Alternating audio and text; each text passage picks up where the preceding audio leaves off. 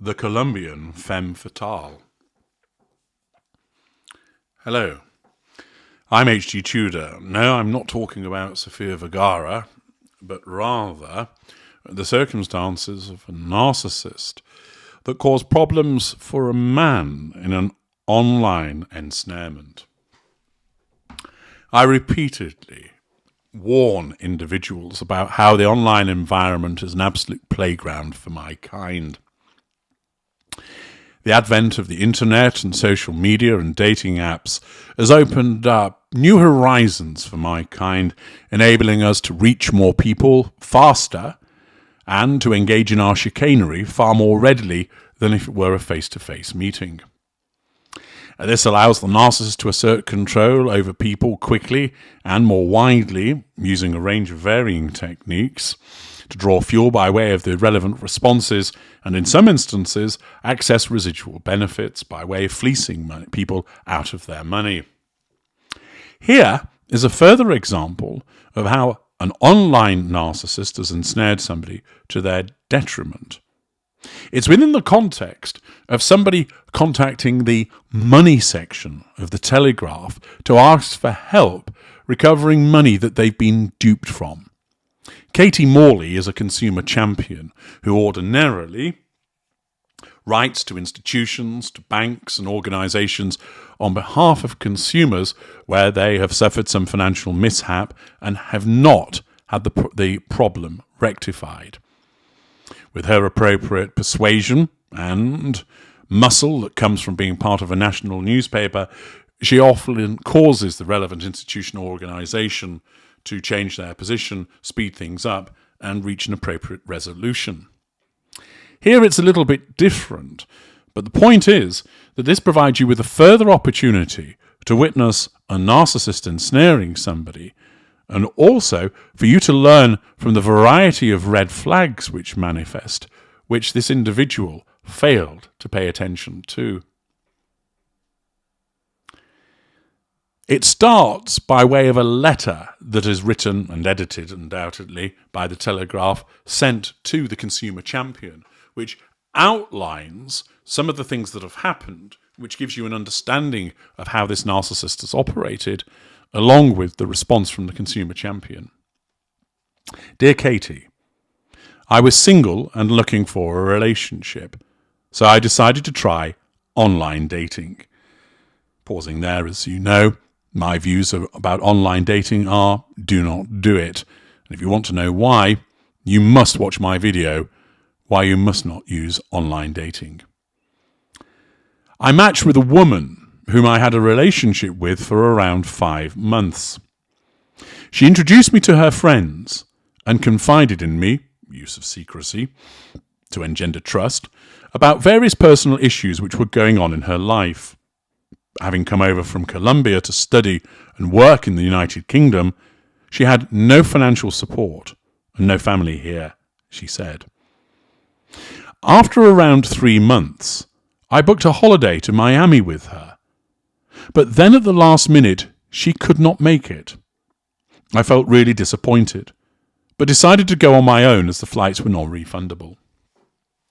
Now there is a red flag, the fact that, first of all, she had allowed him to book a holiday at his expense, and then, at the last minute, she backs out. He doesn't provide an explanation as to why she backed out, but the fact that she did so in circumstances where he was being generous ought to ring alarm bells. Not only is it itself rather rude, but the fact that she does so in circumstances where he's the one paying ought to cause him to have considered what's going on here. Then my girlfriend's grandmother died, leaving her heart broken. Pity play. They had been extremely close, and it came as a huge blow. At around that time, a blonde psychic woman whom I didn't recognise added me on Instagram. So he gets an ad from someone that he doesn't know. It wasn't clear who was actually behind the account, but it seemed to be the group of friends my girlfriend had introduced me to, as the language and sentence structures were the same as what they used. They also knew details no one else could have known, like the fact that we had our first date in London's Hyde Park. Immediately, the naivety of this victim shines through because it's quite clearly the narcissist Colombian woman that has created this account. They talked to me about my girlfriend's personal issues, explaining that she needed financial support, residual benefit, to help her through the grief of her beloved grandmother dying. They instructed me to send chunks of money to bank accounts, residual benefit, belonging to various individuals. I believe these to be the names of various therapists she was using to help her recovery. Thinking that we were building a serious relationship, I agreed to hand over the money under the stipulation that it was definitely being given to my girlfriend. Oh, well, yeah, if you make that stipulation, I'm sure this person will go along with it. I did think this was a little strange at first, but I thought her friends just wanted to surprise her. This continued for a few months, at which point in June, my bank called me in, along with 2 police officers, to discuss why I had gone from being extremely financially healthy to being continuously overdrawn. So here, his bank is looking out for him, noticing there's a sudden shift in his financial circumstances and believing that he's likely to be subjected to a fraud. During this interview, after hearing my version of events, the fraud team and the police did seem to understand that this could be genuine, but mentioned this could also be a case of fraud. I'm an intelligent person who had never been a victim of fraud before, so I continued to believe it was all real. As I made the point on many occasions, intelligence is no defence. Many of the people that I advise in consultation are professors, CEOs, people who hold graduate degrees, intelligent individuals. In fact, most of the people that I consult with are of moderate and above intelligence, invariably of being high and very high intelligence, and that is not a defence to being caught out by a narcissist. I did, however, decide to ask my girlfriend if she thought I had been scammed, and she said I might have been. However, she said all the issues with her finances and her grandmother were real, and then 30 minutes later the psychic woman's account messaged me to ask for more money. This seemed to confirm it was all genuine, so I made the payments.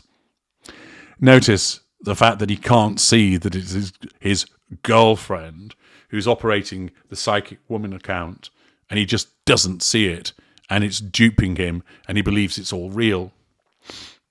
However, as the months went on, the messages from what I thought were her friends, which would be coming from the narcissist, became threatening in nature, use of threat. It felt more like blackmail, stating that if I didn't continue to provide financial support, I would never see my savings again. I finally realised that I had been scammed when my girlfriend ceased all communication with me, disengagement. This has been going on for a year and has affected everything from my health to being able to afford to live. By the end of it, I was completely skint after handing over around £30,000. So I took out a loan from Lloyd's for £1,000 so I could buy basics like food. Accordingly, an individual who's been duped by a narcissist has played various roles of his girlfriend, of being the psychic woman, and probably playing the role of the friends also, in order to cause him to make payments which are a residual benefit.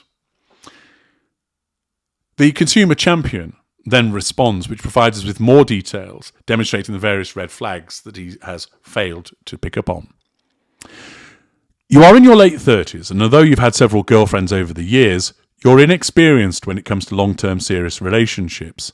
None of yours have ever lasted longer than a year, and you say you've never lived with any of them. The spark usually just seems to fizzle, you say. I suspect that this man has been the victim of various narcissists, but not necessarily one that fleeced him in the way that this woman has. I know this was what you were looking for and why you fell so hard for this scam, because for a time at least you thought you might have found the one. Emotional thinking. You say you had been seeing this woman for around 5 months, but when I asked about the nature of your relationship, you said you'd only ever been on dates in public places. You had never consummated your relationship with this woman, visited her home, or made it official by asking her to be your girlfriend. Notice how he's been kept at arm's reach, not being admitted into her world in any way. But you thought it was heading that way, you say, which is why you allowed yourself to become so emotionally invested, and why you handed someone controlling an Instagram account purporting to be her friends your worldly savings of £30,000. I am aware you wrote this column, as many do, knowing I'm a huge supporter of innocent scam victims. Before I continue, I want to say I am truly sorry you've been the victim of this crime. However, I was alarmed to hear you say you feel there was nothing more you could have done to protect yourself or see the scam coming. I feel a duty as a consumer champion to point out that there were numerous glaring red flags which you, for reasons unknown, failed to spot. First, this woman cancelled on your holiday, which was not only plain rude but also a warning sign that was not all that it seemed. Then you were added by the suspicious psychic Instagram account, which you should have taken stringent steps to verify, instead of trusting it on face value. Then came the subsequent request for huge sums of money, which you happily paid. You really should have done some proper due diligence on where your money was going before pressing send. Then, staggeringly, you chose to ignore a serious intervention by Lloyd's and the police.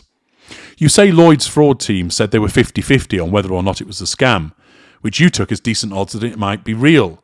This turned out to be a huge mistake, as most of the money you lost was in transfers made after this meeting.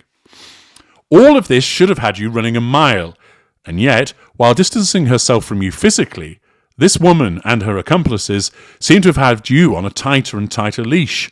They only stopped extorting you once they bled you so dry you could barely afford a tin of beans for supper. You complained to Lloyd's and it refunded you £1,700 for some of the payments you made before it called you into the meeting with the police, but it refused to repay the rest. Based on what I'd seen, I didn't feel in a position to challenge this, as Lloyd's, unlike in some other cases I've seen, did go all out to warn you something did not seem right. But I did take issue with the fact that it went on to lend you £1,000, even though it could see you were skint and strongly suspected you were actively being scammed. This struck me as downright irresponsible, as it exacerbated your loss, so I asked Lloyd's to consider writing it off. However, I'm afraid to say Lloyd's refused on the basis that you knew what you were doing, and that any future fraud warnings it provided would have been futile. You came to me hoping I could get the rest of your money back. Although you walked away empty-handed, I have, I hope, helped you reflect on what's happened in a constructive way. I apologise if it sounds harsh, but I'm writing this with the best of intentions. I think you need a healthy dose of reality before you go dating again and expose yourself to more potential risk. Above all, I want you to be able to move forward with a cautious confidence that you can let yourself trust someone and maybe fall in love without ever ending up in the clutches of a fraudster again. This individual, not only being scammed, showed naivety, but also the common emotional thinking which caused him to fail to check, fail to undertake due diligence. As I've explained on many occasions, entering into a relationship is one of the biggest, if not the biggest investment that an individual will ever make, but people treat it flippantly. You should watch my video about it being the biggest investment you will ever make. This individual needed to know that he was dealing likely with a narcissist and what that meant and why the behaviours were as they were. He also needs to understand more about himself and his susceptibility to people such as this in order to protect himself moving forward. He would certainly benefit from a consultation with me. I'm H.G. Tudor. Thank you for listening.